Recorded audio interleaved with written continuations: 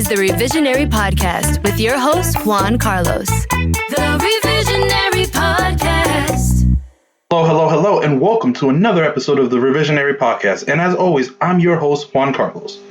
First and foremost, I want to say this has been an interesting experience. If I sound a little different to you guys, that is actually because normally, some of you guys didn't know this, but I had actually been recording all of this episodes and, well, let me rephrase, let me back up. I launched this episode from New York, right? Then I started doing everything else from the Seattle area because I moved out to the Seattle area and I've been working out of there and kind of getting everything done. But this particular episode, I happened to be back in New York. So I didn't know how the sound quality was going to come out. So if I sound a little different, that's why. But I'm excited. It feels like, I felt like it was fitting to start this podcast in New York and launch my first episode from New York because, at the end of the day, I tell you guys I'm a proud New Yorker, BX718, stand up all day, every day. I'm very proud of that.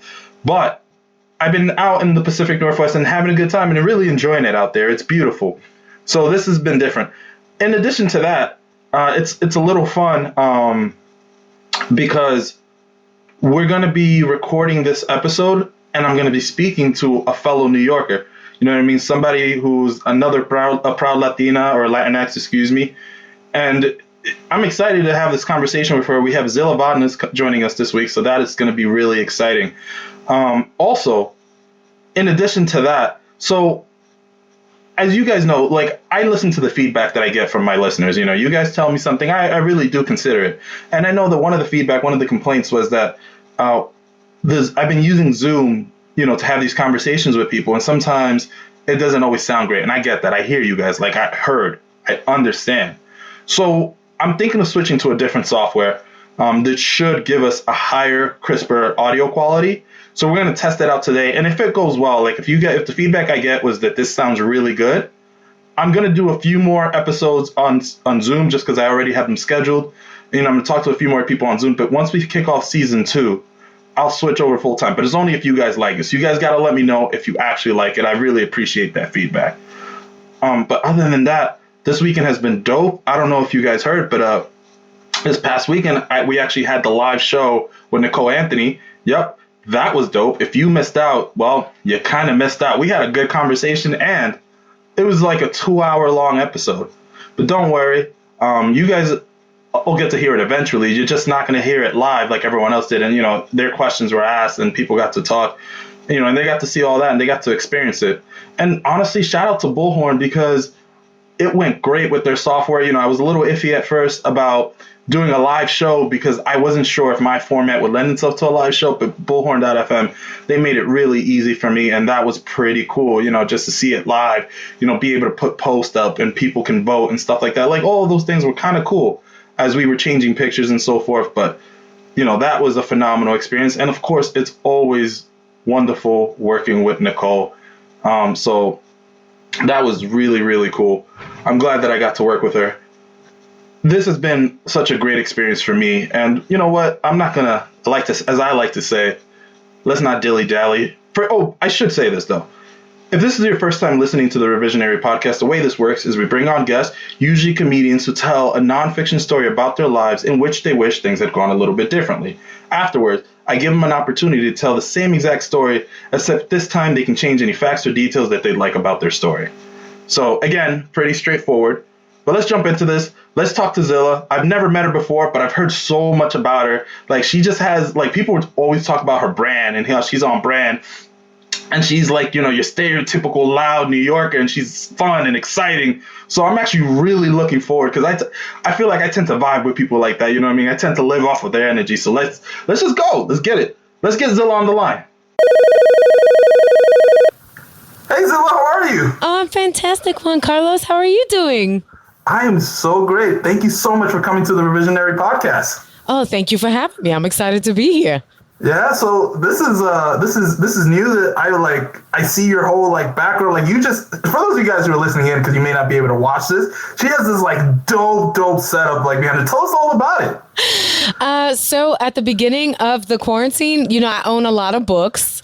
So on a whim, on a joke, I saw some Crate and Barrel thing. I was like, yo, they color coded the books. I'm gonna do that. And then it became an obsession. And because it's not easy to do. So it took me about 3 weeks to get the gist of it. And then I decided to put it into a corner. And I was like, you know what? A lot of these Zoom backgrounds, they be fake books. Let me hit them with the real books. So every book in my house is behind me right now. Yo, let me tell you something. Her book looks like her stuff looks like an entire library. Yeah? Like it looks like she's teaching English classes on the side. That's what it looks like right now. I need to get into it. And you know what's funny is like if I had to pick a Disney princess, I always used to rock with Belle. And I think it's because I always low-key wanted my own library with a mad long ladder. That's the glow up. Next step is the mad tall ladder for my library. I respect that. That's so dope. Look, if I knew how to read, I'd have more books. No. So, let me stop. So I made this goal. So like just for a little bit of background, like I used to, when I was a kid, I used to read like 25 to 30 books a year. Like that was a thing I did regularly. And then some point, I think I got to high school and I stopped reading. I don't know why, like it just wasn't a thing. So I kind of wanted to get back to it. And I was like, a few years ago, I was like, yo, I'm going to start reading books in Spanish. And ask me how many books in Spanish I read. How many books in Spanish have you read? 10 pages. Yo, but what happened? So here's what happened. So I went on this whole kick. So for those of you guys who are listening, a lot of you guys know I'm Dominican, right? Like my family's from the Dominican Republic. Very, very proud of my Latino and like Dominican heritage. And I decided that I was going to learn more about Dominican history because I was like, yo, I feel like I can't claim to be Dominican, be this proud of something if I don't know the history. So I was going to do it through books. So I was like, okay. So at first I read Oscar Wilde and did that book, which was dope.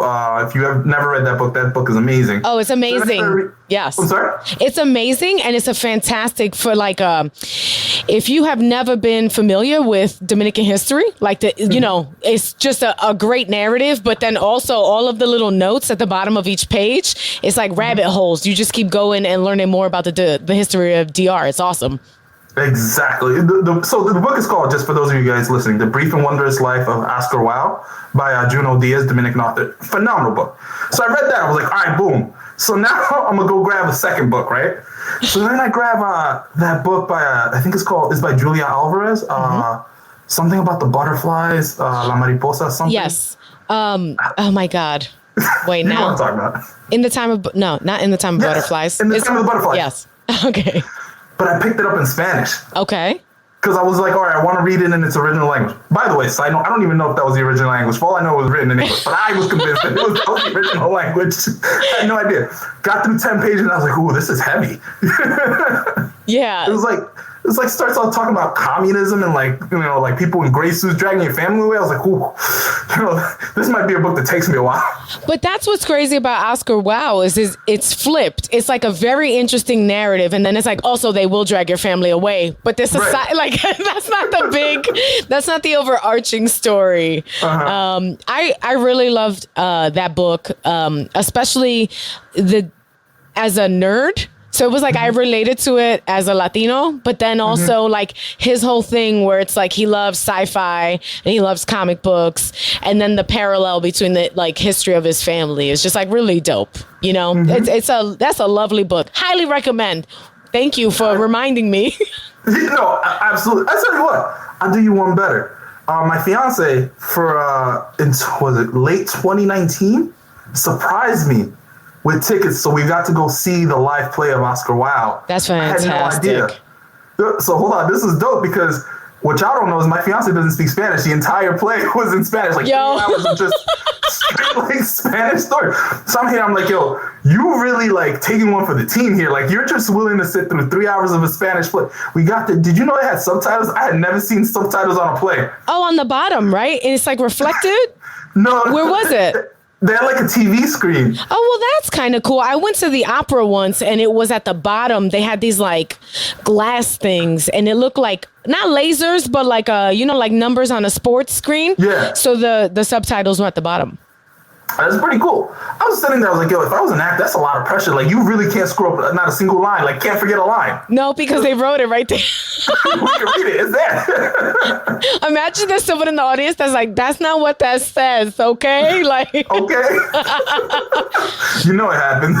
So, what have you been up to throughout this pandemic besides decorating your apartment, making it look awesome? Okay, so besides compulsively cleaning and trying to not think too much about everything that's going on in the world, I've been trying my best to, I think it's very important now for people to stay as connected as possible. So as much as I know there's Zoom fatigue, I've been doing shows and appearances via Zoom or via Twitch, and it's been, different results. I don't necessarily know. So I have a Twitch channel. I'm at Zilla_Vodnas on Twitch. On my Twitch channel, I do a show on Fridays where I get a group of comedians or also comedy adjacent performers. So maybe not necessarily comedians.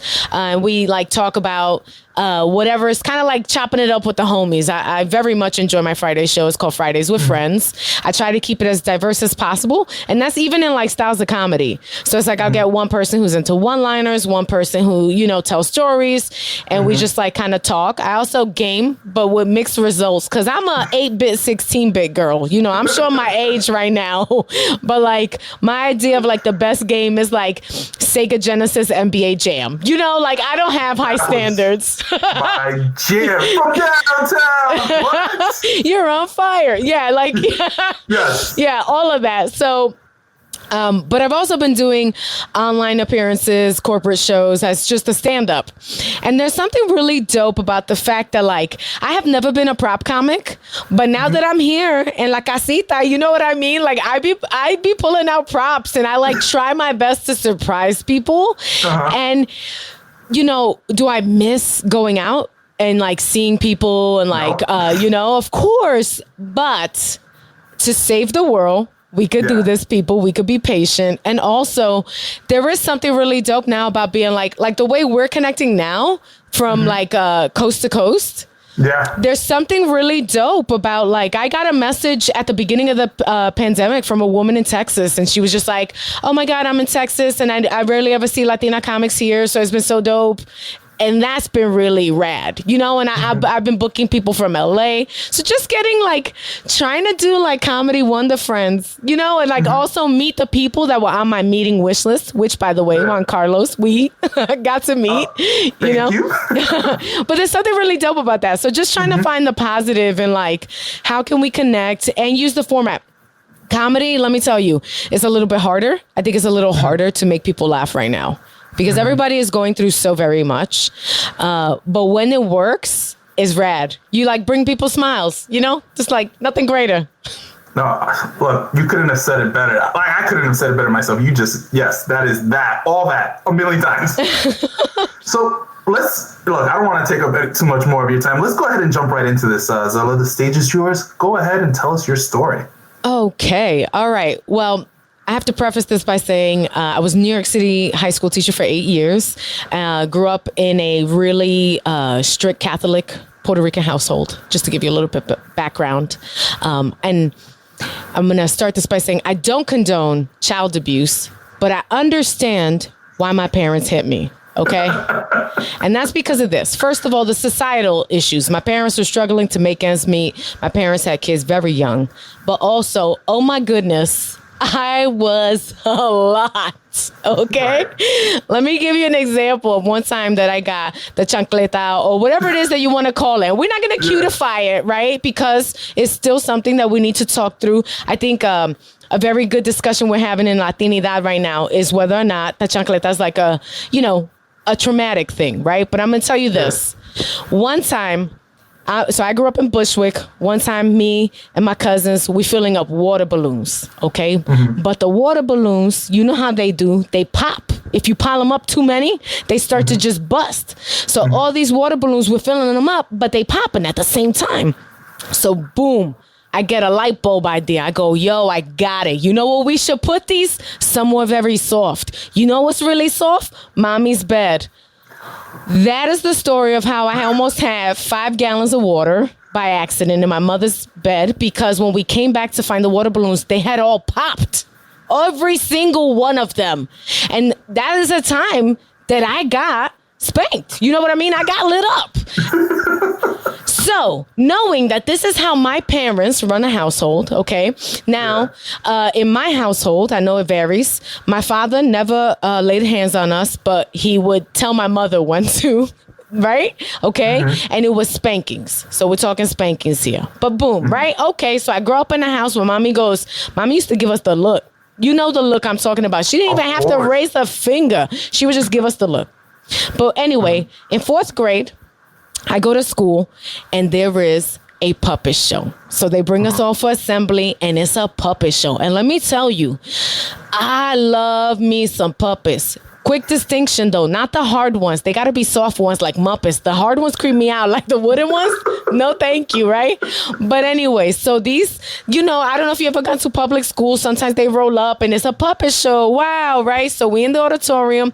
The puppet show is the story, and it is about child abuse. And the example that they give in this story, all right, is that there is a little boy. He is purple. His mother's red. His father's blue. Get it? Oh, my God. Anyway, so he is cleaning up in his house and he accidentally spills something. And his father hits him. And the mother's like hysterical. And at the end of this puppet show, they sit us down and they're like, hey, guys, just so you know, it's never okay for your parents to lay a hand on you. And immediately another bad light bulb goes off in my head. And I'm like, word? Let me find out. So we go back to the classroom and I tell my teacher, excuse me, miss, have I got a story to tell you?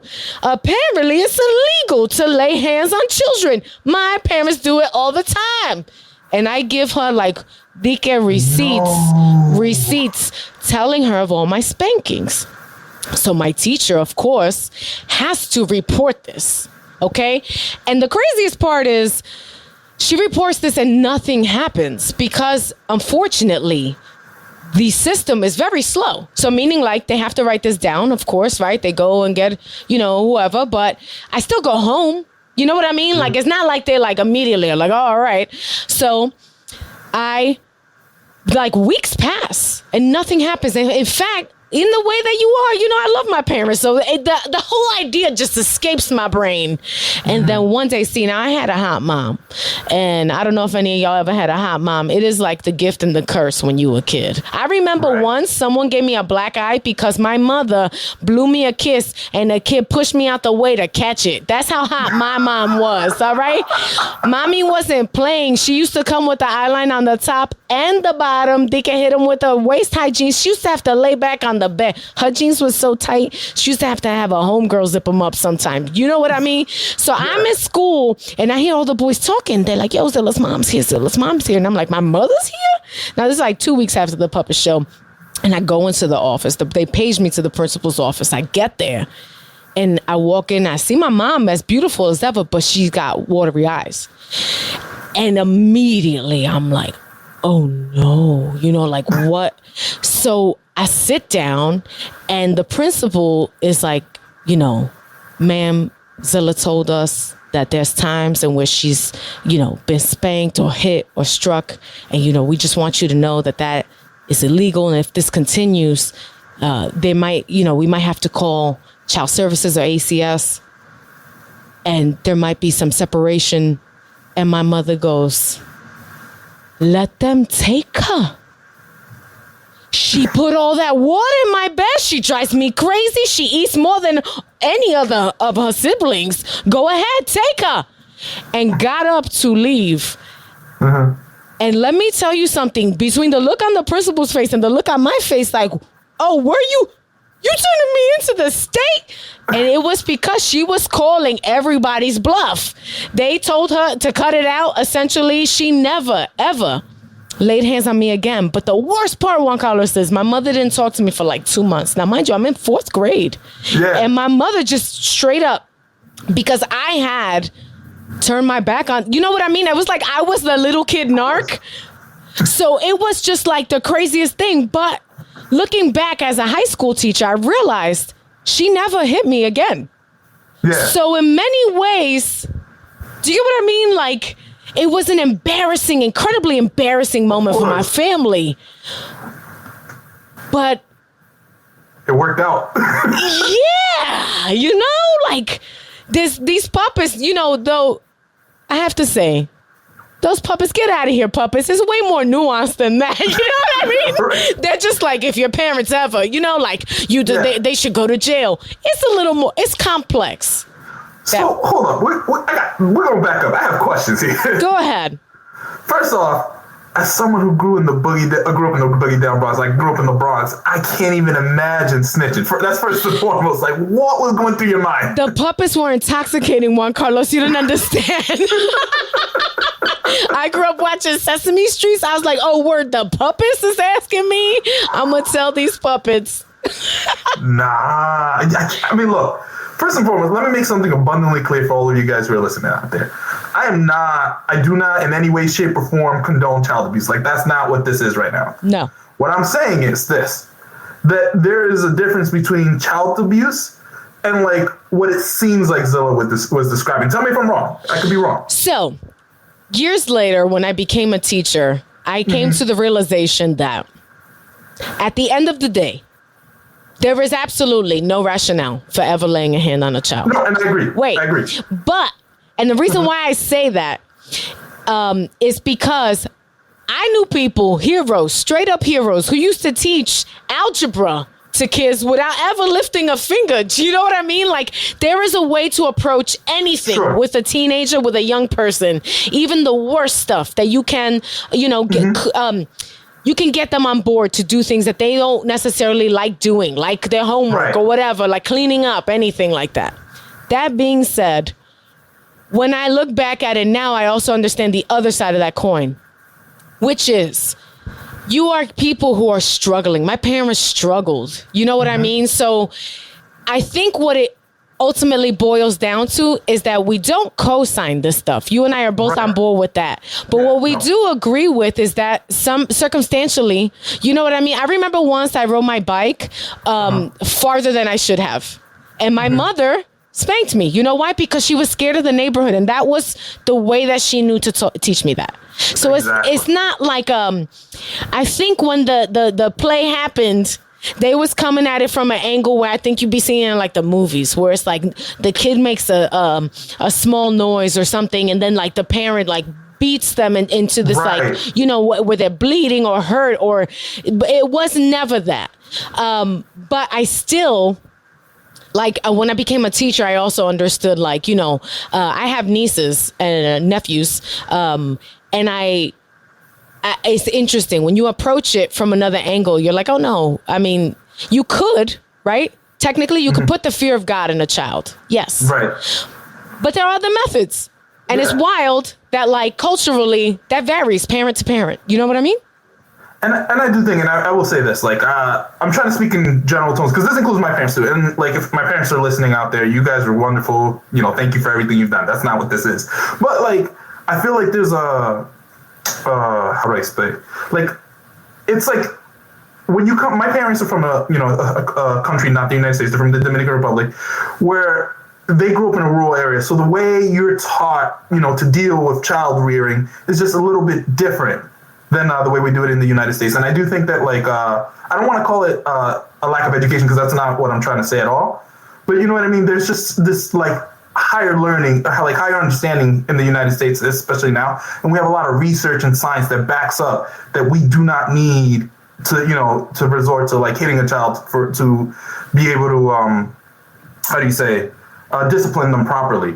But when our parents did it, they really did it with the best of intentions. It wasn't like, they weren't hitting us, like, just to hit us. They were like, they were like, hey, I want you to grow up to be a good adult, a good human. And this is the way I know to, like, teach you what's right and what's wrong.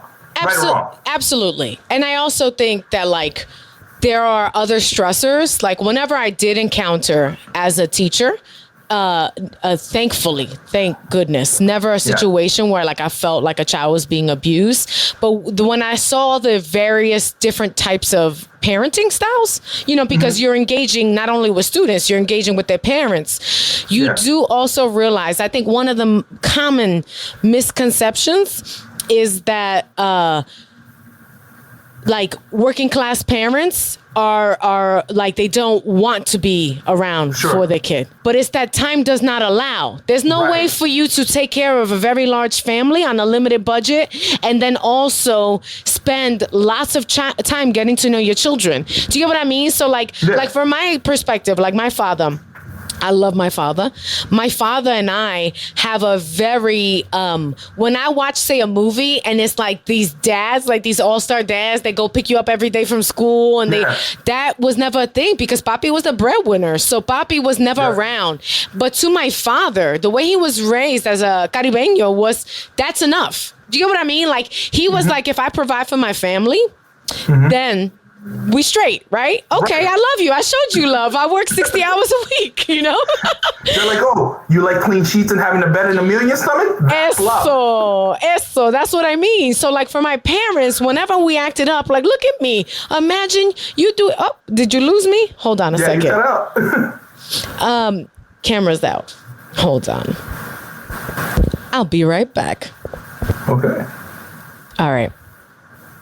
But yes, I think back to the point that you were making, which is like you have clean sheets, you have all these things. Like, right? I understand now why I wouldn't necessarily say things like that to my kids, future kids. But I do completely, like you said, culturally, these are people who work their butts off to make a great life for us. So more than anything, they just wanted us to get the greatest of the greatest grades. We needed to be the absolute best because they just wanted all of that opportunity for us. Of course. And they just wanted us to take advantage of the things that they didn't have. And like, look, fact of the matter is my grandparents made a sacrifice for my parents in coming to this country. My parents, who weren't born here, moved here in their late teens, early 20s. And they made a sacrifice in that they gave up all their friends and everything they ever knew, to come start a life here for me. So they didn't want me to squander that opportunity. And again, at the end of the day, that was the goal, was just for me to take advantage of the most advantage I could out of the opportunity that they had created for me. Absolutely. And you can also understand that, like, so just to give you an example, my pops, he had to drop out of school at 5th grade when he actually retired and moved back to Puerto Rico, but he was raised on a farm in Puerto Rico. So you have to understand, when your kids are living a life that is just beyond what you ever had opportunity wise, you feel like they should just appreciate every single part of that and be the most best behaved. You know what I mean? Like he expected us to just be like, please and thank you. And then, but we were, when you grow up surrounded by culture like Home Alone and Little Travieso, like little things like that, you see that. That's why I always tell people, using Home Alone as an example, I always tell people, I didn't get to see Home Alone until I was much older because my mother refused to show us movies where kids were bad. She was just like, no, you're not going to see, like, we don't want you to get any ideas, essentially, like. It's funny? I used to watch those movies with the fear of God. I'd be like, ay Dios, me mata. A mí me mata. Yeah, I used to have a whole joke about how my grandmother would tell me Home Alone was a horror movie because she would change the ending where it was like, and then Los West Bandits, they came in and they beat him up for making a mess, like the idea that this young man could get away with all this stuff. And that's, I think, at the heart of the story is like, I look back and I understand completely. I also understand what I would do different. And I understand how to, like, in 2021, life is so much more different. Like I used to, real talk, if you in Bushwick, you would see kids catch a hurting in the street. Their parents, if they were bad and like they were embarrassing, that was not common, but it happened.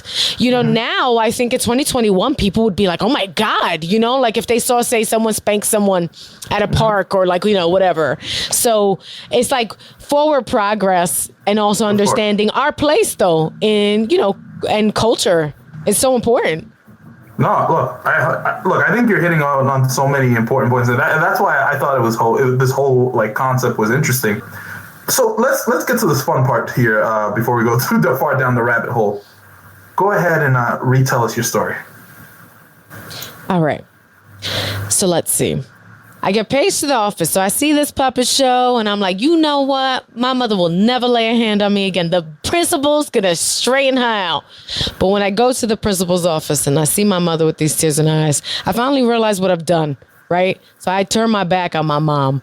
I put our business out there, the number one cardinal sin of Latino families everywhere. I put our problems on Maine. And what I really wish would have happened is this. The principal looks at my mother and says, I understand that things get very stressful. And I understand that sometimes y'all do without. And I just want you to know that you should reconsider before you take your aggression or anger out on Zilla. If you guys need any help, we're here for you. If you guys want to talk to somebody, we got a guidance counselor. And we can work these things out without it escalating. But you need to understand that hitting your daughter is not essentially what's up. I think I learned as a teacher that I wish people would, because I didn't say this part. The teacher that was horrified was a teacher who constantly side-eyed me because I was different. Meaning, I was one of the only Latino students in that class. And sometimes I would bring food that was different. And she would be like, that's so exotic. Do you get what I mean? Yeah. Or I remember once I told her that my father, so you know how Mondays you go to school and you say, what did you do this weekend? I was so excited to tell them because we had rented the Hector Macho Camacho fight on pay-per-view. And my mother cut up the little salchichon and the queso de bola and put it on the Ritz with the pasta de guayaba, the whole nine. It was a party. And when I told my teacher, the same fourth grade teacher, Mrs. B, I won't say her full last name, Mrs. B, she looked at me and she said, don't you know that boxing is barbaric? What? Yo, so like I wish when I became a teacher, I would think about that story and that woman and say she thought she was so concerned for me, right? She was so concerned for me that she was going to save me from ever getting struck by my parents ever again. But what she needed to understand was there was a bigger picture there. It wasn't that simple. We were a different family from a different culture. So I guess if I could retell that story, someone would reach out to my mom and check on her. There had to have been a reason, right? She was so short-tempered. Mommy needed help. Mommy needed just somebody to listen, bendito. You know what I mean?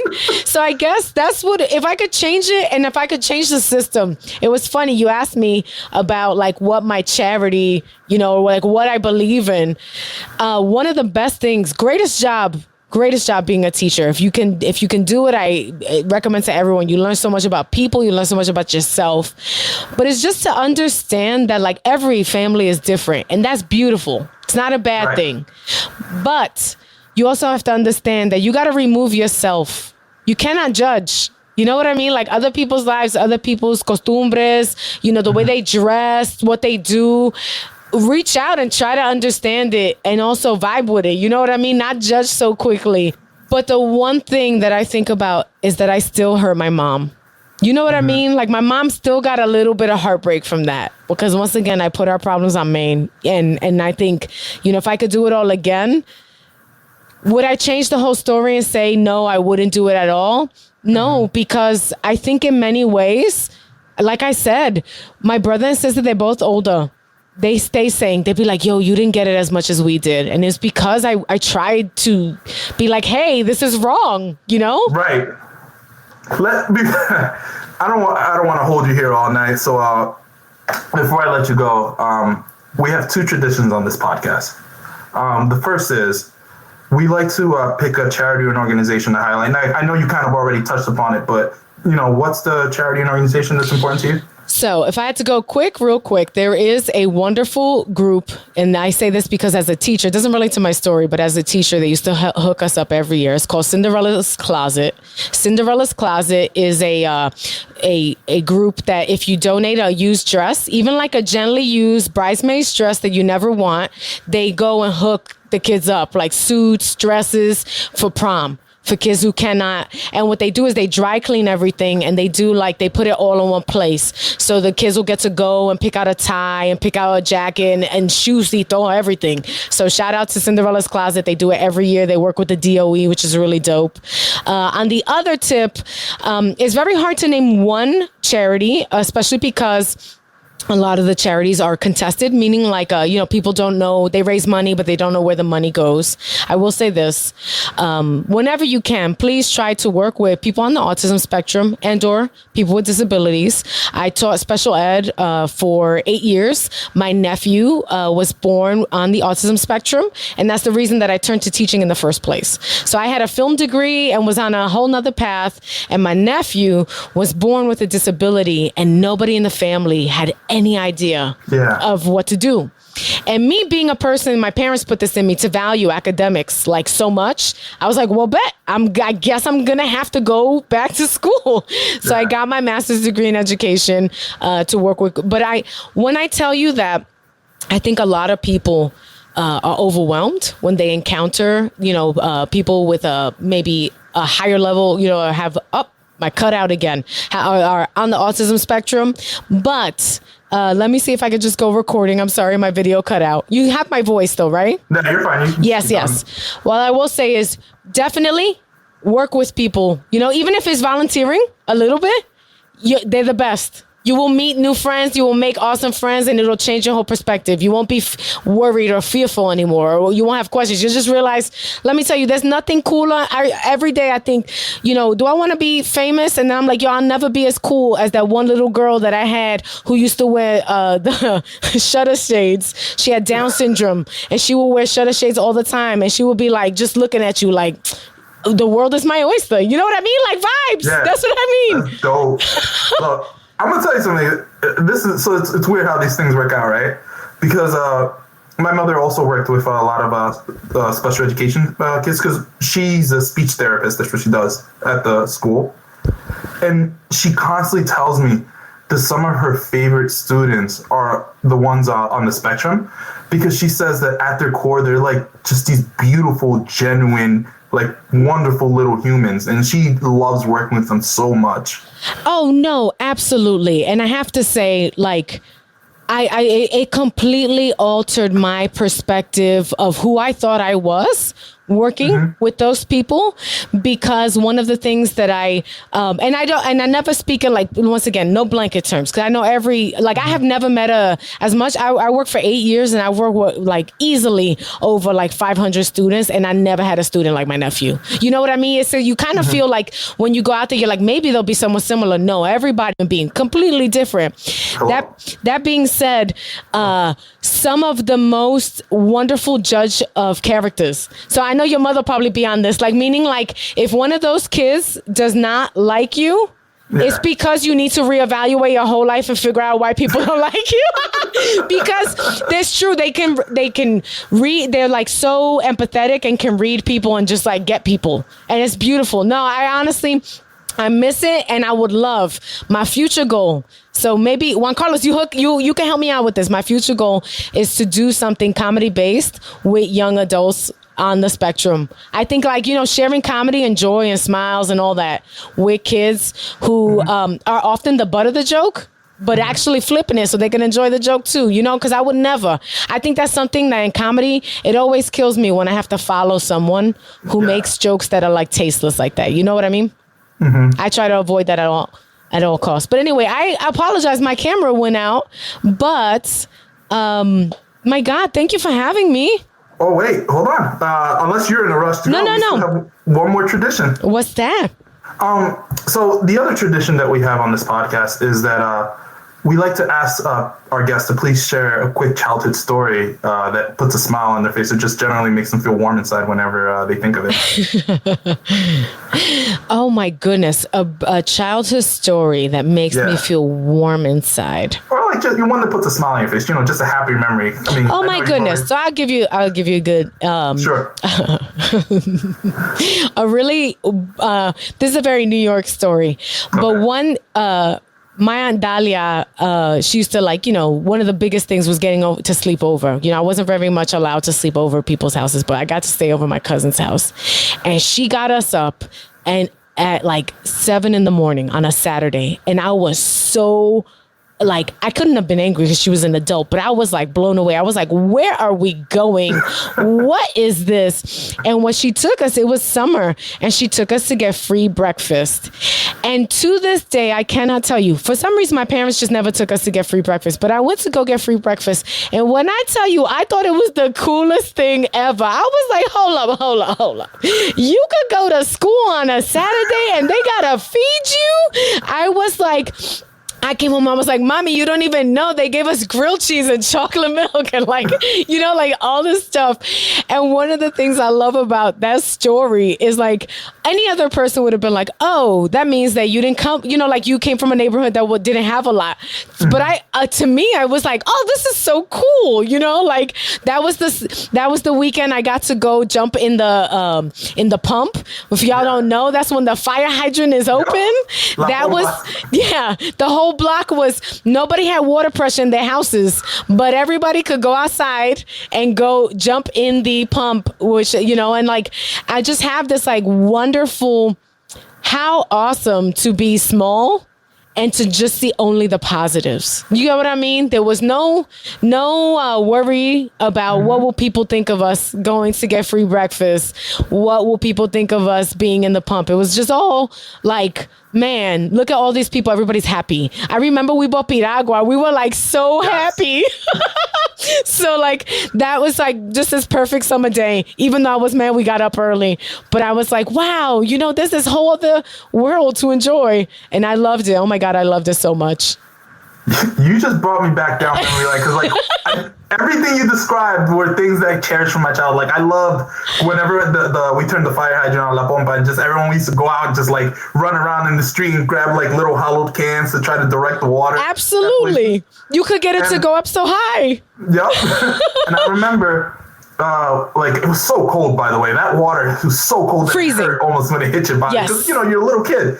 The other thing is, I remember the one that sticks out to me specifically is one time I remember sitting like in the summer playing Mega Man in my apartment all day on my little N64 or whatever it was, and then like going, oh, it's almost time, and watching the clock so I can go, get my little free school lunch and my little icy, you know what I'm saying? Absolutely, yes. And that's I think, years later when I was a teacher, I remember like sometimes kids, the only thing that would get me upset at a student would be if they were bullying someone else. And sure. I remember like, a lot of the thing is the stigma of free lunch. They call it free. So they'd be like, oh, I don't mess with that. I don't eat that free. Or like they would bring their outside lunch, like say, a sandwich from the bodega, and they would make fun of kids that couldn't. And I would always be like, don't do that. You know what I mean? Like, you don't know what anybody's going through. And unfortunately, statistically speaking, a lot of students in New York, or the only time they get to eat is whatever school provides.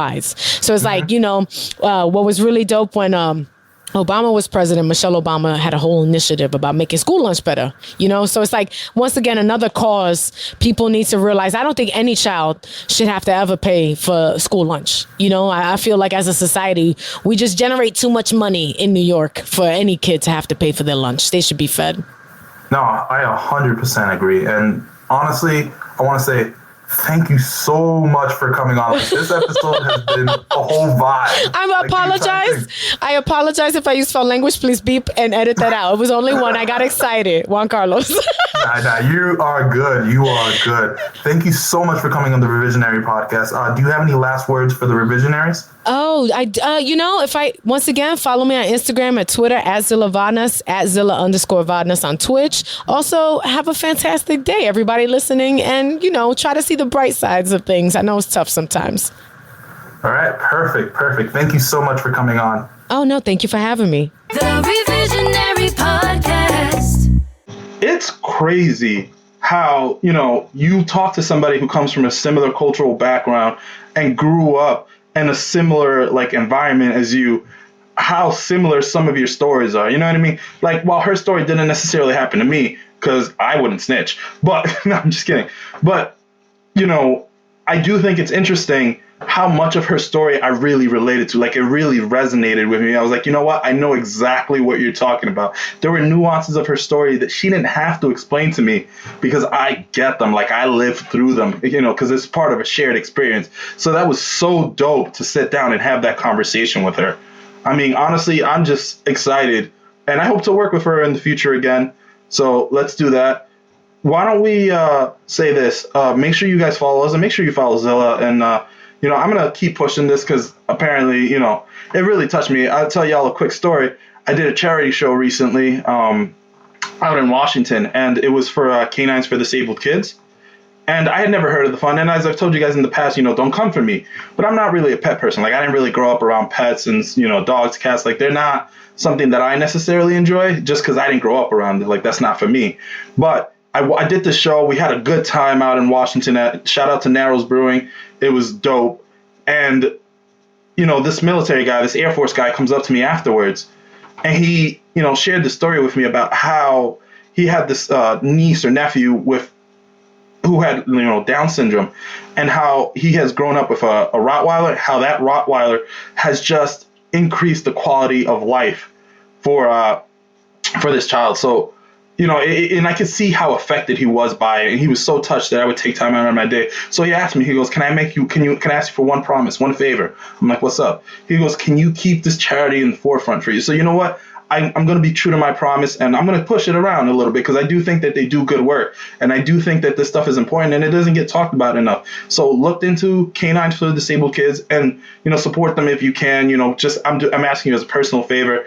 You know, I know there are a lot of dog lovers out there, so if you guys are out there, you know what I mean, please go support this organization because it really does make the difference in a child's life. And, you know, I mean, that's it. That's all it is. At the end of the day, we're just trying to make a difference, right? So go ahead and do it and support it. You guys are great. I always love talking to the Revisionaries. Thank you for everything. And as I always like to say, thank you for listening. This is the